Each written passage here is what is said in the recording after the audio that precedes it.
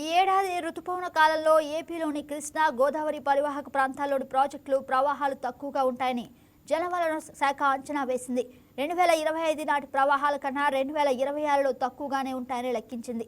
కృష్ణా పరివాహకంలో పరిస్థితులు మరీ ఇబ్బందికరంగా ఉండబోతుండగా గోదావరిలో పరిస్థితి సాధారణంగా ఉండనుంది. శ్రీశైలం, నాగార్జున సాగర్, పులిచింతల ప్రాజెక్టులోకి ఈసారి ప్రవాహాలు ఆలస్యంగా వస్తాయని విశ్లేషించారు. ఇక గోదావరి పరివాహకంలో వర్షపాతం ప్రవాహాలు తక్కువగా ఉన్నా ఇబ్బందికర పరిస్థితులు ఉండబోవని అభిప్రాయపడ్డారు. కృష్ణా ఎగువ పరివాహకంలో కురిసిన వర్షాలతో అక్కడ జలాశయాలు నిండిన ఆ తర్వాత తెలుగు రాష్ట్రాల ఉమ్మడి జలాశయం శ్రీశైలానికి ప్రవాహాలు వస్తాయి. ఇక సాధారణంగా ఆగస్టులో ఈ ప్రవాహాలు వస్తుంటాయి. కిందటి ఏడాది జూలైకే ఆశావహ పరిస్థితులు కనిపించాయి. ఈ ఏడాది రుతుపవన కాలంలో శ్రీశైలం ఎగువ పరివాహకంలో 20% తక్కువ వర్షపాతం ఉంటుందని వాతావరణ శాఖ అంచనా వేసింది. ఏపీలో 2026 జూన్లో జలాశయాల్లో 482 టీఎంసీల నీటి నిల్వలు ఉంటే సెప్టెంబర్ చివరి నాటికి క్రమంగా 730 టీఎంసీలకు చేరుకుంటాయి. జూన్లో వర్షాలు ప్రారంభమైతే జూలై నుంచి కొత్త నీరు చేరుతుంది.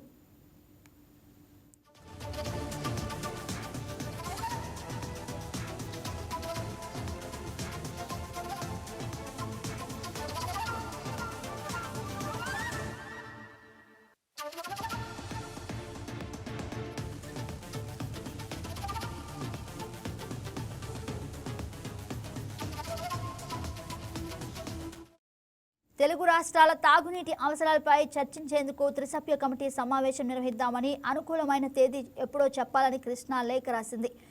ఇక శ్రీశైలం సాగర్లలో కలిపే 199 టీఎంసీల నిల్వ ఉందని, నీటిని వినియోగించుకునే మట్టాన్ని పరిగణలోకి తీసుకుంటే 33.10 టీఎంసీలు జలాలు ఉన్నాయని తెలిపింది. ఇక శ్రీశైలంలో 5.08 టీఎంసీలు, సాగర్లో ముఖ్యంగా 28.01 టీఎంసీలు జలాల వినియోగానికి అవకాశం ఉందని బోర్డు లేఖలో వివరించింది. శ్రీశైలం, నాగార్జున సాగర్ జలాశయాల్లో ప్రస్తుతం వినియోగానికి అవకాశం ఉన్న నీళ్లని తెలంగాణవేనని కృష్ణా బోర్డుకు ఆ రాష్ట్ర ఇంజనీర్ చీఫ్ రమేష్ బాబు తాజాగా లేఖ రాశారు. తాత్కాలిక ఒప్పందం ప్రకారం ఏపీ 66% నీటిని వాడుకోవాల్సి ఉండగా 74.27% వినియోగించుకుంటుంది. తెలంగాణ 34% వాడుకోవాల్సి ఉండగా 25.77% వినియోగించుకోవాల్సి ఉంటుందని లేఖలో పేర్కొన్నారు.